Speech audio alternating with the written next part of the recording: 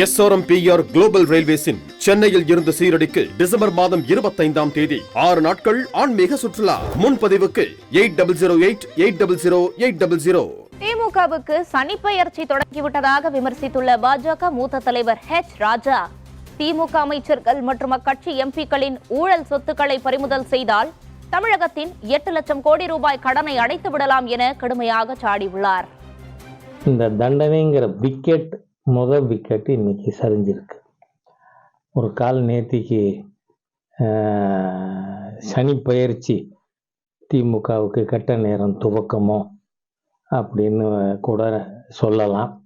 திராவிட முன்னேற்ற கழகத்தினுடைய அமைச்சர்கள், எம்பிக்கள் அவர்களுடைய சொத்துக்களை கான்ஃபிஸ்கேட் பண்ணி ஏலம் விட்டா தமிழ்நாட்டோட 8 லட்சம் கோடி கடனை அடைச்சிக்கலாம்.